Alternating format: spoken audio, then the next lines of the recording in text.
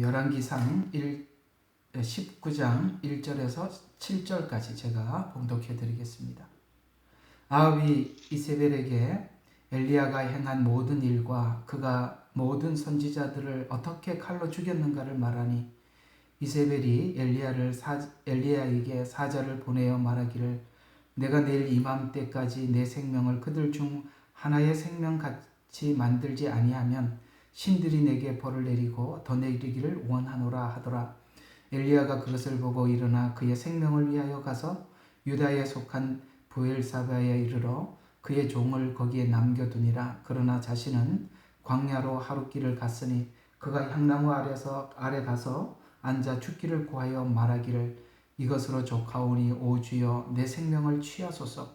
내가 내 조상들보다 낫지 못하나이다 하더라. 그러나 그가 향나무 아래서 누워 잠들었는데 보라 한 천사가 그를 만지며 그에게 말하기를 일어나 먹으라 하는지라. 그가 보니 보라 그의 머리맡에 숯불과 구운 과자와 물 한 병이 더 있더라. 그가 먹고 마신 후에 다시 누우니 주의 천사가 두 번째 다시 와서 그를 만지며 말하기를 일어나 먹으라. 갈 길이 내게 크니라 하더라. 아멘. 자, 참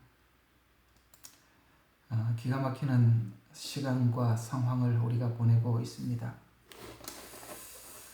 여러분들이 지금 이 상황을 보는 눈과 제가 보는 눈은 조금 다를 수는 있습니다. 어떤 측면에서 좀 다르냐라고 굳이 변명을 해드린다면 제가 이렇게 5년이라는 시간 동안 중국에서 보내면서 이런 세상도 있구나, 이런 사회도 갖출 수 있는 거구나.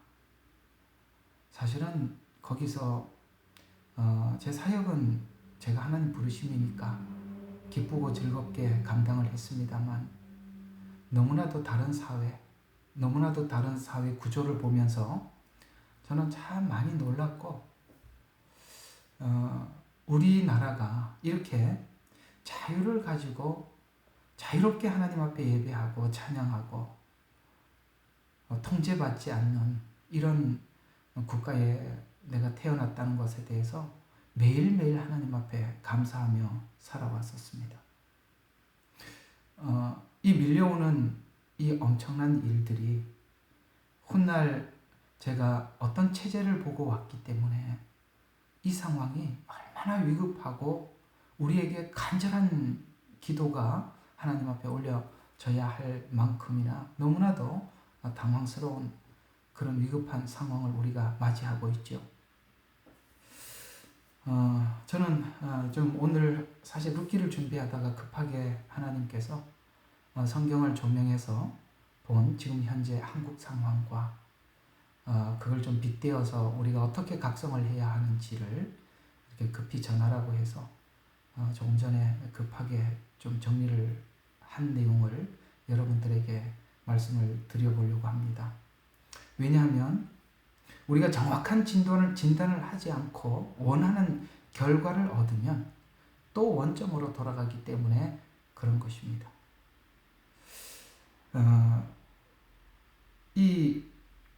저는 이 한국 교회와 우리 민족에게 한 번에 더 기회를 더 주신 것 같아요. 우리는 사실 저번에 대선에서 이게 분명히 어떤 조작에 의해서 지금 윤석열 대통령이 아닌 다른 분이 대통령이 될 거라고 그렇게 생각을 했었습니다. 그런데 참 놀랍죠. 보니까 한 24만 7천 표 때문에 윤석열 대통령이 당선이 됐는데 실제는 한 15%를 까먹은 겁니다. 저쪽에서 가지고 갔죠. 그런데 뭔가 이게 좀 조작을 한다는 게 좀 미숙하게 하는 바람에 한 20만 표, 24만 표 때문에 그분이 당선이 됐고, 오늘 좀 금방 읽었던 이 엘리야의 이야기처럼 아마 어쩌면 오늘 우리 한국의 대통령은 엘리야처럼 이렇게 기진맥진해서 있을 수도 있습니다. 남겨준 7,000명이 와서 이렇게 돌봐주지 않으면 여러분 누가 누가 아무리 그래도 누가 이 상황을 견뎌내겠습니까? 이건 한국 교회를 하나님께서 다시 한번 기회를 준 거라고 생각합니다. 그래서 저는 이게 사실 중국에 살면서 정말 이상하게 정말 이런 세상은 와서는 안 된다. 참 그런 생각을 참 많이 했었어요. 왜냐하면 제가 거기 있는 국민들을 보면서 많은 것들 중에 그냥 거짓말이 일상이에요. 근데 거짓말에 처음에는 굉장히 그 분노를 했지만 근데 그들 입장에서 돌이켜 생각해 보니까 이렇게 살지 않고는 살 수가 없어서 거짓말을 하더라고요. 나중에는 이해하게 되었습니다. 이렇게 하지 않으면 살 수가 없어요. 여러분 누가 거짓말하고 살고 싶겠어요? 근데 그렇게 하지 않으면 자기 속을 보이면서 살 수가 없는 곳이 중국이었어요. 그리고 중국에는 이 지배층들이 절대로 하류 계급으로 넘어가지 않습니다. 영원히 자기들끼리 상류층으로 남아 있습니다. 또 사람들은 이제 생활의 질서가 없게 되고 그 다음에 사람들 이렇게 보면 자기를 이렇게 다듬지 않지 않습니까? 해외에 나와서도 그렇게 욕을 얻어먹는 이유가 자기를 가꿔야 되는 이유를 전혀 알지를 못해요. 거기 뭐 살면 알게 돼요. 왜 그렇게 살아야 하는지. 자기를 가꾸지도 않고 사람들에게 늘 자기를 감추어야 하고 이렇게 진실되게 사람들을 대하지 않고 이렇게 거짓말을 대해야 되는지 사회 구조가 그렇게 하지 않으면 살 수가 없기 때문에 그런 겁니다. 저는 그분들을 얘가 처음에는 너무너무 분노했지만 나중에 그 체제를 보면서 이해를 했습니다. 여러분 이게요 보통 일이 아닙니다. 이제는 그 배후 세력이 무엇이고 무엇을 위해서 지금 우리 한국에서 이런 일이 일어나는 거 우리 다 알고 있잖아요. 더 이상 쉬쉬할 거 하나도 없습니다. 조금만 기다려보세요. 금방 그런 문제가 생길 것입니다. 오늘은 급하게 오늘 왜 이스라엘이 그토록 하나님 앞에 심판을 받을 수밖에 없었고 이런 상황이 이스라엘에게 찾아올 수밖에 없었는지를 성경의 여러 군데를 통해서 한번 생각해 보도록 하겠습니다. 지금 한국이 맞이하고 있는 이 상황은 분명히 교회 타락이 원인입니다.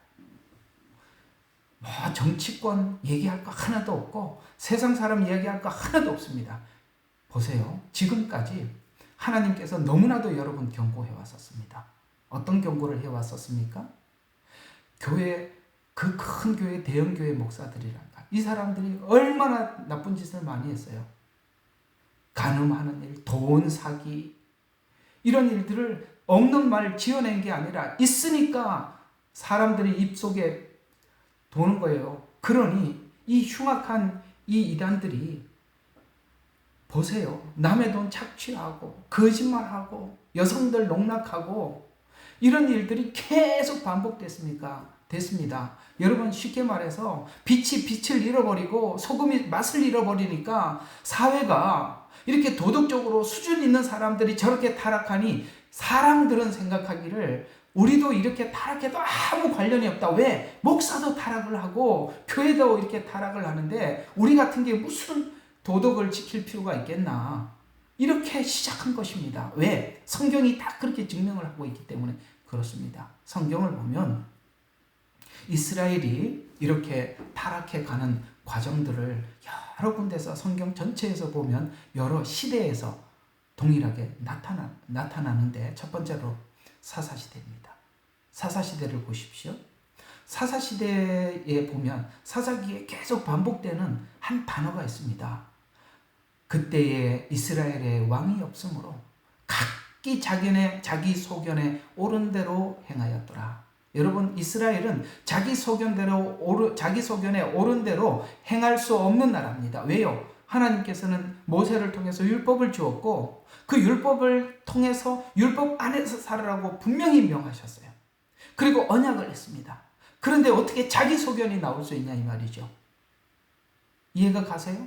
자기 소견이 나올 수가 없는 것입니다. 우리는 하나님 말씀 앞에서 그저 아멘 할 뿐이지 무슨 우리 생각이 거기에 왜 필요합니까? 근데 놀랍게도 하나님의 율법이 있음에도 불구하고 자기 소견에 옳은 대로 행하였대요. 그러면 여기 말하는 이스라엘의 왕이 없으므로라고 말하는 것은 실제 왕이 없어서 그렇습니까? 여호수아가 죽어서 그래요? 갈렙이 죽어서 그렇습니까? 모세가 죽어서 그렇습니까? 아니요. 그들 마음속에 하나님을 왕으로 모셔드리지 않았다는 것입니다. 그들 마음속에 하나님이 왕이 아니에요. 자기가 자기의 통치자예요. 그러니 누구나 꺼내놓으면 자기 의견을 꺼내놓고 자기 인간에게 나오는 의견은 자기를 위한 의견이지 하나님을 위한 의견은 하나도 없는 것입니다. 전부 다 자기를 위한 의견이에요. 오늘날 교회는 메시지가 그리스도 예수 안에서 통일되어야 하는데 전부 다 자기 목적을 위해서 설교하고 자기 목적을 이루기 위해서 성도들에게 신앙의 방향을 정해준단 말이죠. 그러니 교회마다 다르고 신앙의 색깔이 다르고 이해하고 있는 예수님에 대한 이해가 다르니 여러분 종교가 타락하니 따라서 타락하는 것은 세상 사람들이야. 목사도 타락하는데 나 같은 게 무슨 이렇게 생각하지 않겠어요? 그래요. 모든 것은 그렇습니다. 교회가 타락하면 사회가 타락하고 사회가 타락하면 자연스럽게 등장하는 게 누군지 아십니까? 불황자들이 리더가 되는 겁니다. 불황자들이 리더가 되는 거예요. 북이스라엘 보세요. 그 왕들 중에 또 제대로 하나님을 섬기는 왕이 누가 있었어요? 아무도 없었습니다. 전부 다 깡패들이고 도둑놈들이고 그렇습니다. 그들은 정치를 하기 위해서 이스라엘 민족들을 위해서 나타난 지도자들이 아무도 없어요. 전부 다 자기 배를 채우고 자기 옥심을 위해서 왕이 돼서 그리고 다른 사람들이 또 그걸 노리고 또 왕권을 찬탈하고 이 일들이 계속 반복되는 것입니다. 오늘날 우리 한국이라는 이 나라에 이런 불황자 같은 깡패 같은 사람들이 정치 지도자로 등장하는 것은 종교 타락이 원인이에요. 그리고 사회가 타락을 하니까 여러분 이런 사람들은 막 해먹어도 된다라고 생각을 하니 정직한 자가 없으니 불황자 같은 자들이 나타나서 지도자가 되는 거 아니겠어요? 그래서 이 사사시대와 동일하게 지금 현재는 너무나도 자기 소견에 옳은 대로 자기 입맛대로 사람들이 살아가고 교회도 그 복음이 사도들이 전한 복음과 같이 통일되지 못하고 자기 목적을 위해서만 설교를 하고 있더라는 것이죠. 두 번째로 사사시대가 끝나면 이어지는 시대가 왕정시대입니다. 그 왕정시대를 보게 되면 이제 자기 소견에 옳은 대로 행하였던 사람들이 그대로 왕정시대에 들어간 거 맞죠? 왕정시대에 들어가니까 그들이 지금까지 이 나라를 세우지 못한 것은 뭔가 제도가 올바르지 못해서 왜냐하면 사사시대 때는 사사가 등장했다 사라지고 등장했다 사라지고 그랬거든. 그 일을 반복했어요. 그래서 이스라엘 전체를 어떤 제도화시키지 못했어요. 행정화시키지 못했다는 거예요.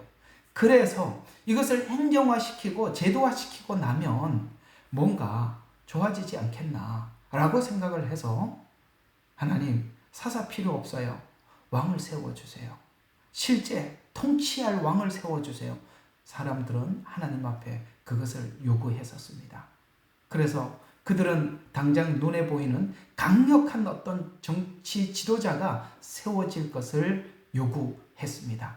그러나 이 요구에 하나님은 결국은 들어주시지만 동시에 이들이 세운 그 왕으로 인해서 그들은 고통을 받아야 했고 그 다음에 권력 집중과 부패와 또한 전쟁의 동원. 여러분 전쟁의 동원이 되었지만 실제 사울 시대 때는 블레셋과 싸우는 데 집중하지 않고 다윗을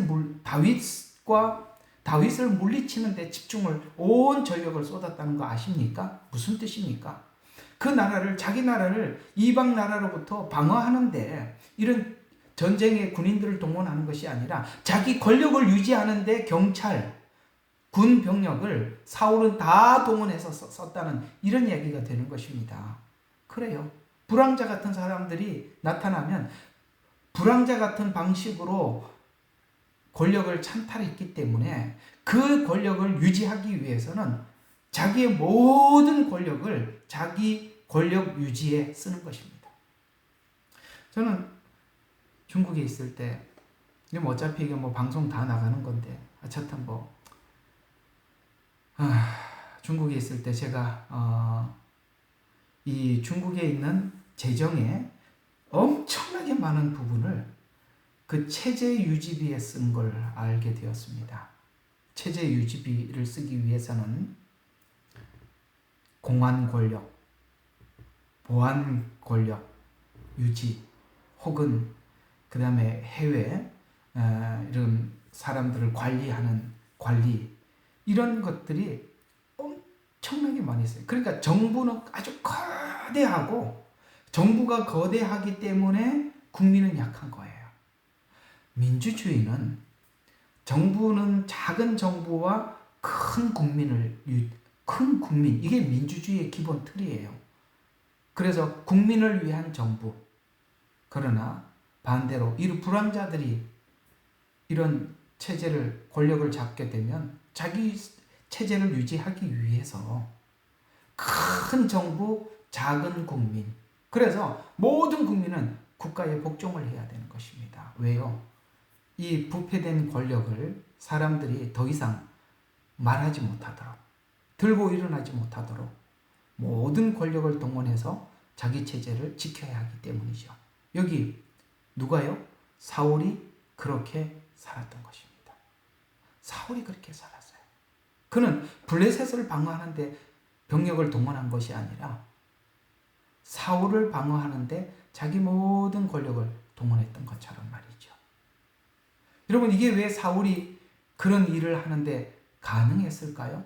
국민들이 눈이 어두워서 자기 소견에 옳은 대로, 그들이 율법을 알고 하나님의 원칙을 알았더라면 이런 사울을 용납하지 않았을 텐데, 자기를 위해서, 자기 나름대로 자기를 위해서 하나님을 바라보고 하나님 성경을 해석하니, 여러분, 이 사울에게 모든 것을 동조할 수밖에 없는 것입니다. 사울을 세웠더니 제도가 안정되었나요? 아닙니다. 그 제도는 자기를 위한 제도로 굳게 세웠지요. 그래서 이스라엘 백성들은 사울의 체제를 유지시키기 위해서 고통만 받았다라고 성경은 말씀하고 있습니다. 하나님은 그걸 염려하셨죠. 그걸 염려하셔서 왕을 세우게 되면 너희들은 이런 의무를 감당해야 한다라고 그렇게 말씀하셨던 거 기억하시죠? 이제 왕정시대가 넘어 세워지기 시작하면서 이제 그 왕정시대는 열왕기 시대와 역대기 시대로 넘어가면서 남유다와 북이스라엘로 나눠지게 됩니다. 그런데 남유다는 그나마 하나님을 섬기겠다고 애를 쓴 민족이지만, 북이스라엘은 그야말로 하나님을 떠나서 우상 숭배하기 위해서 아예 그들은 목적을 가지고 북이스라엘을 건국했었습니다. 그래서 이제 그들이 하나님께 기회를 잃어버리게 되자 이제 사울을 통해서도 고통을 받았지만 결국에는 북이스라엘로 올라가면서 그들은 정말 우상 숭배에 열을 올리기 시작하게 되었죠. 그래서 그들은 이제 종교적 타락을 훨씬 넘어서서 이제는 이 종교라는 이름으로 그들이 믿고 있는 이름만 하나님이지. 여러분, 북이스라엘이 언제 하나님을 섬겼습니까? 산당을 만들어 놓고 이곳이 하나님 앞에 예배하는 자리다. 이것이 하나님을 경배하는 방법이다. 이렇게 얘기를 하고 있는데, 사실 오늘 우리 냉정하게 하나님 앞에 회개해야 될 게 뭐라고 생각하십니까? 우리가 교회를 세워놓고 이게 과연 그들이 전하고 있는 이 복음이 하나님 마음에 맞는 복음 맞나요? 지금 그 강단에서 흘러나오는 이 메시지가 정말 하나님이 주신 그 복음 그대로 전파하는 것입니까? 아니면 우상 숭배와 같이 자기 목적을 성취하기 위해서 복받아라, 하나님 앞에 봉사해라, 헌금해라, 이렇게 하십니까? 한번 생각을 좀 해봐요. 맞는가 아닌가? 그게 양심이 꺼리낌 없이 외쳤다면 아멘입니다. 그러나 그것이 하나님 앞에 정말 내가 꺼리낌이 없는가 생각해 봐야 하는 것입니다.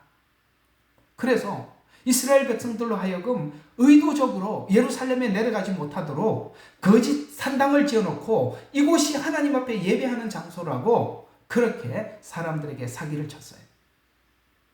거기에는 악한 왕들이 등장합니다. 그야말로 아합, 므낫세 같은 정말 둘도 없는 그런 왕들이 등장해서 문제는 이 정치 지도자들이 이 거짓 종교 지도자들을 불러 들어와서 결탁을 해서 만든 종교가 마치 꼭 산당에 예배를 드리는 우상 숭배를 하는 것과 같이, 여러분 이상하게도 우리 남북한은 북이스라엘과 남유다와 너무 비슷해요.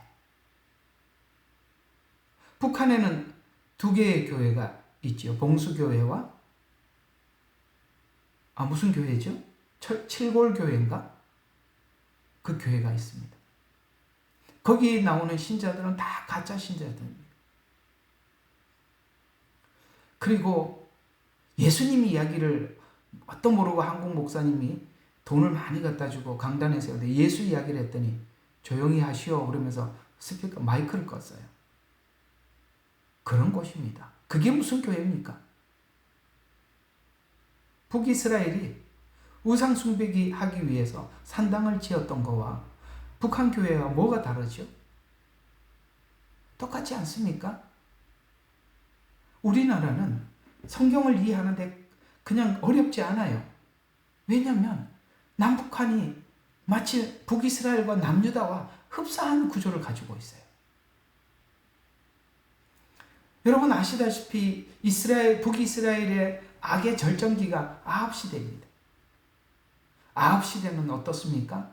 거기에 이세벨이라는 이 여왕이라는 바알 숭배가 이세벨을 데리고 들어오는 바람에 그 이방 여자가 들어와서 이 북이스라엘에 정말 우상 숭배가 깊숙이 스며들게 되고 이제 참 선지자들을 탄압했고 참 하나님의 예배가 파괴되는 위기를 맞이하게 됩니다. 그때 참 선지자들이 외쳤던 그 외침의 일부분을 오늘 본문이 금방 읽었던 이야기입니다.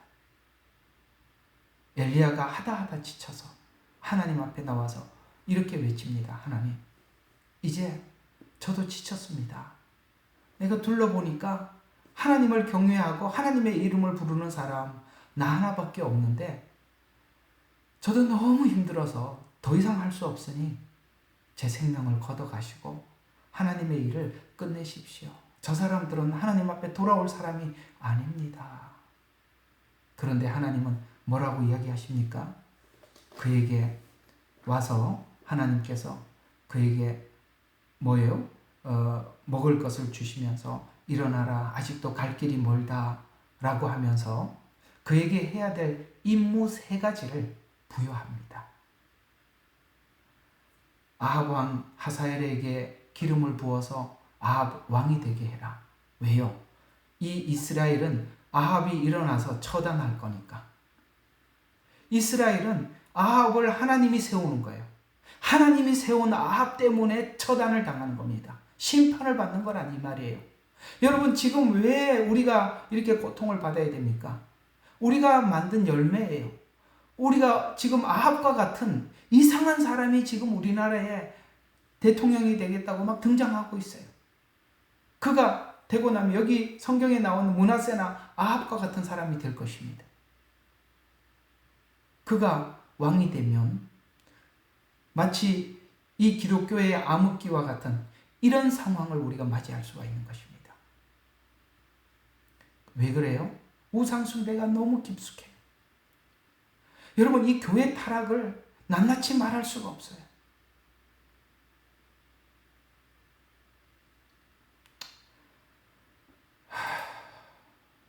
말할 수가 없어요.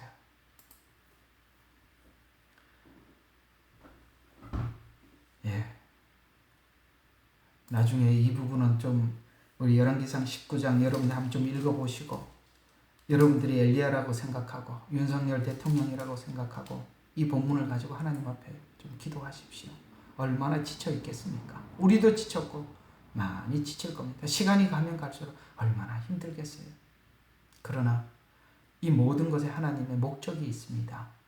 하나님께서 아까 말씀드린 것처럼 기회를 주신 것입니다. 우리 한국교회가 다시 한번 하나님 앞에 회개하고 각성하기 위해 그 문제를 남의 탓으로 돌리지 마시고 우리가 나부터 하나님 앞에 회개해야 될 것이 무엇인지 하나님 앞에 정말 온전히 하나님 앞에 드리지 못하고 하나님 앞에 내가 거짓된 신앙 고백을 했던 것이 어떤 것들이 있는지 하나님 앞에 낱낱이 깊이 캐물으셔서 나부터 하나님 앞에 회개하는 사람이 되자고요. 나는 괜찮은데 저 교회 때문에 그래, WCC 때문에 그래, WEA 때문에 그 얘기 그만하고 나부터 돌아보자고요. 그렇지 않으면 회개 운동은 확산할 수가 없어요. 전부 다 네 탓이라고 하면 그게 무슨 회개입니까? 회개는 내가 하는 건데. 그 다음 이 시간들이 쭉쭉 흘러가다가 그 다음 예루살렘 멸망 직전에 있었던 상황입니다. 예레미야서가 그 이야기죠. 예레미야 시대는 남유다 말기는 제사장, 선지자 그리고 왕 지도층이 겉으로는 성전이라고 강조하면서 실제로는 하나님 말씀에 불순종하여서 예루살렘이 멸망을 초래하고 있지요. 우리가 자꾸 그렇게 생각을 해요. 이 성전이라는 이름은 지금 현재는 어떤 식으로 자꾸 사람들에게 외치게 되고 있느냐면 한국교회가 살아있다, 기도하고 있다, 기도하면 된다. 뭘 기도를 해요? 성경은 기도하라 그랬습니까? 지금 하나님이 요구하는 것은 기도하라는 게 아니라 회개하라는 거예요. 뭘 기도하자는 거예요? 하나님 이 나라 회복해 주세요. 아니 뭘 고쳐야 회복을 하죠. 본인이 고칠 생각도 안 하는데 뭘 회복하겠다는 거예요? 치료를 안 하는데. 우리는 자꾸 뭔 기도를 해서 하나님 세게 기도하는 걸 원하는 게 아니라 회개하라고 하시더라고요. 회개. 예? 자꾸 성전을 외쳐요. 한국 교회가 있다. 우리 한국은 지형적으로 미국이 버릴 수 없는 나라다. 웃기지 마세요. 하나님 손에 있는 겁니다. 미국 손에 있는 게 아니라 뭘 기대합니까? 그러니 하나님의 손길을 내밀 수가 없어요. 사람이 도움을 요청하니까. 우리는 하나님 앞에 나부터 하나님 앞에 회개해야 될 것이 무엇인지, 내가 하나님을 믿는 믿음이 과연 하나님 앞에 순수한지, 정직한지, 거짓이 없는지 하나님 앞에 돌아봐야 하는 것입니다. 형식적인 건물, 기도 이런 것들이 우리를 구원하는 것이 아니라 하나님이 요구하시는 것은 공의와 정의가 살아나라. 여러분 아모스서에서 말하죠. 공의를 행하고 인자를 사랑하고 겸손히 하나님과 함께하는 것, 하나님이 요구하는 사항이다 인 거예요. 그게 하나님이 요구하는 사항이라는 거예요. 마지막 하나 더 보게 되면 포로기와 포로기 이후의 문제를 보면 보세요. 이스라엘이 70년이라는 기간 동안 바벨론의 포로로 잡혀가서 살면서 하나님의 많은 각성을 하게 되고 그 많은 돌이키는 시간을 하나님이 한 세대가 지나갈 만큼 주셨었어요. 그런데 그 정도 하나님 앞에 그런 시간을 보내고 돌아오고 나면 하나님께서 이 성전이 얼마나 소중한지, 왜요? 이 성전이, 여러분 이 교회가 얼마나 소중해요? 우리가 교회가 없으면 어디 가서 말씀을 듣겠어요? 교회가 없으면 어떻게 우리 지체들을 만날 수가 있겠어요? 교회가 없으면 우리가 뭘 할 수가 있겠습니까? 그러면 그동안 교회 없이 그 이방 나라에서 떠돌이 생활을 하고 이 예루살렘으로 돌아왔으면 마음이 하나가 돼서 성전을 지어야 할 텐데 와서 그들이 그걸 하지 않아요. 그 돌아오고 난 이후에도 또 여기 이상한 배신자들이 등장을 해서 도비아와 산발락과 함께 뒤에서 음모를 꾸며서 더 이상 이 성전을 재건하는데 자꾸 방해를 하는 거예요. 그래서 이 새로운 출발을 꿈꿨지만 이 내부에서는 갈등과 그 다음에 더 나가서는 외부의 방해, 도비아와 산발랏의 방해는 끊기지 않았어요. 느헤미야는 황폐한 예루살렘 성벽을 재건하고자 할 때 대적자들의 위협은 물론 내부의 부패, 이 안에 보면은 사람들이 이게 막 어렵게 사니까 사람들이 돈이 없잖아요. 그러니까 고리대금업자들이 이때가 기회다라고 하고 사람들이 돈 빌려주고 엄청나게 이자를 챙기고 뿐만 아니라 지도자들은 자기 권력을 가지고 착취하고 백성들은 고통을 받아서 이게 느헤미야 5장 이야기예요. 그러나 하나님께서 이제 회개하는 마음을 모든 백성에게 이끌어내셔서 유능한 지도자였던 느헤미야를 통해서 이제 느헤미야 8장에 하나님의 말씀을 낭독하고 하나님의 말씀을 듣고 그렇게 하죠. 그런데 여러분 이걸 아십니까? 그들이 하나님 앞에 이렇게 회개하고 돌아오고 난 이후에 그 시간이 오래 가지 않았다는 걸 아십니까? 8장쯤에 와서 이 에스라의 설교를 듣고 그렇게 회개하다가 13장에 가서 또다시 타락을 하더라는 거예요. 무슨 뜻인지 아십니까? 우리가 이런 게 있어요. 하나님 앞에 자꾸 회개하고 또 원래 돌아가고 옛날 모습으로 돌아가고 회개하고 원래 모습으로 돌아가고 이게 반복이 되면 여러분 우리는 점점 악하게 굳어져 가는 것이에요. 회개해서 하나님 앞에 돌아서고 난 뒤에 그 회개하고 돌아선 그 상황을 그 믿음을 내가 지키기 위해서 더 몸부림을 쳐야 돼요. 내가 회개하고 내 마음이 변화되어서 내가 새롭게 돼서 잠시 기쁘다고 해서 해결됐다고 마음을 놓는 순간 여러분 사사기가 돌아가는 보셨죠? 이렇게 계속 사이클이 돌아가는데 이 사이클이 제가 이게 그림을 잘 여러분들이 볼지 모르겠습니다. 사이클이 사사기는 이렇게 돌아가면서 자꾸 밑으로 내려가요. 돌아가면서 밑으로 내려간단 말이에요. 타락으로 들어가더란 말이에요.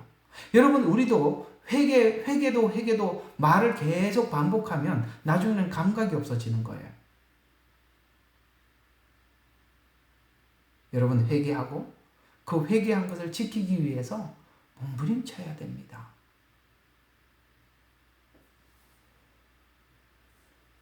그래서 새로운 출발을 외치지만 이 내부 정비가 미비하고 왜요? 정확한 진단을 못했거든요. 그리고 그 회개를 지키지 못했거든요. 그래서 내부 정화가 미비하고 또 지도층의 부패가 계속된다면 사회 전반과 신앙 공동체가 다시 흔들리게 되었다라는 것이 오늘 이 느헤미야서가 주는 교훈입니다.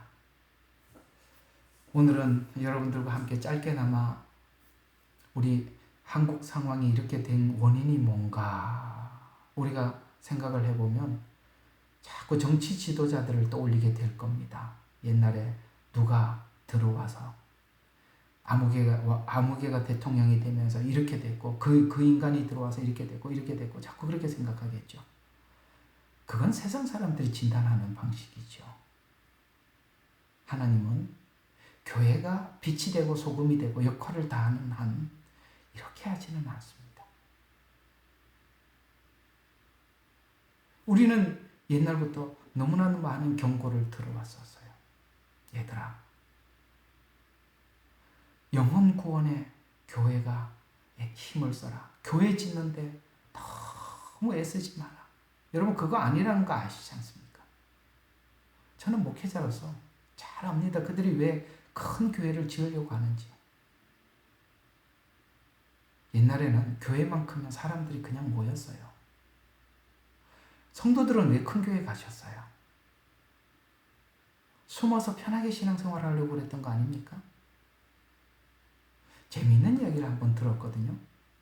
신학교를 졸업한 전도사님이 강남에다가 교회를 개척했어요. 여러분 강남 땅이 얼마나 비쌉니까?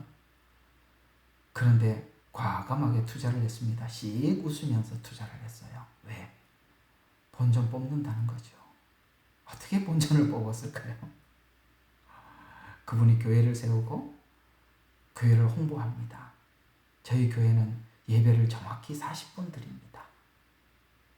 예배를 마치고 골프 동호회, 낚시 동호회, 테니스 동호회를 만들어서 예배 마치자마자 그 동호회와 함께 친교회 시간을 갖는 교회입니다. 이랬더니 교회는 가야 되겠고 골프는 쳐야 되겠는데 그런 사람들 그 교회 다 와버려서 순식간에 교회가 부흥되더라는 거예요. 이게 한국교회가 가지고 있는 현주소입니다. 목사의 마음과 성도들의 마음이 그 교회 한 교회 안에 그대로 담겨 있는 것이고 성도들은 그런 교회를 원하고 목사는 사람들의 주머니에 돈이 필요한 거죠. 성도들이 원하는 걸 만족시켰더니 교회가 그렇게 빨리 부흥하더라. 별의별 그 영혼 한 영혼을 하나님 앞에 데려다가 양육해서 하나님 앞에 올려드릴 생각은 안 하고 얼마나 부패했는지 보이지 않는 뒷이야기들을 들어보면 지저분해서 들을 수가 없어요.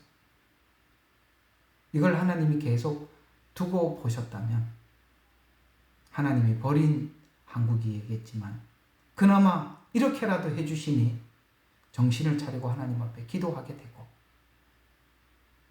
각성해서 기도하고 하나님 앞에 우리 자신을 돌아보게 하시니 감사할 뿐입니다. 사랑하는 여러분, 남의 탓 그만하시고 우리부터 하나님 앞에 회개합시다. 우리도 잘난 게 하나도 없는 사람들이니까요. 하나님께서 우리 대한민국을 오늘 여기 그 부패한 왕 므낫세나 아합 같은 자들에게 넘기지 않도록 우리 하나님 앞에 기도하면서 저들이 잘못한 거 마치 내가 잘못한 것처럼 그렇게 회개하면서 나가는 우리 예레미야의 눈물 성도님들이 되시기를 바랍니다. 기도하겠습니다. 하나님 아버지, 참 안타깝습니다. 성경을 눈으로 떠서 보면서도 지금 현 상황이 무엇 때문에 온지 보지 못하는 이 안타까운 현실들을 바라보면서 하나님, 남의 탓만 할 것이 아니라 우리도 의롭지 않고 우리도 하나님 앞에 죄인에 지나지 않으니 주여, 저희들을 아버지 하나님, 저희 자신이 마치 저들이 지은 죄가 내 죄인 것처럼 하나님 앞에 울며 기도하게 해주시고 가슴 치며 하나님 앞에 탄식하며 회개하게 도와주셔서 하나님 우리 한국교회를 정결하게 해주시고 깨끗하게 하여 주셔서 아버지 하나님 세계 방방 곳곳에 나가서 복음을 전하는 아버지 하나님 귀한 선교사님들을 위해서 기도하고 함께 할 수 있는 마지막 하나님 이 복음의 일꾼으로 하나님 사용하여 주시옵소서.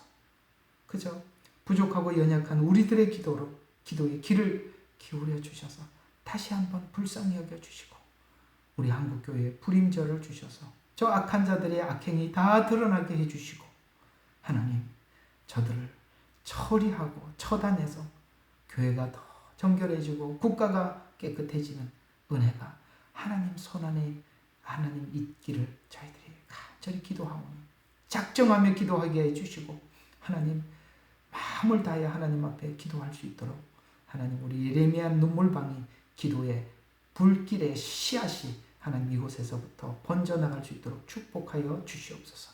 우리를 권하신 예수 그리스도의 이름으로 기도드렸습니다. 아멘.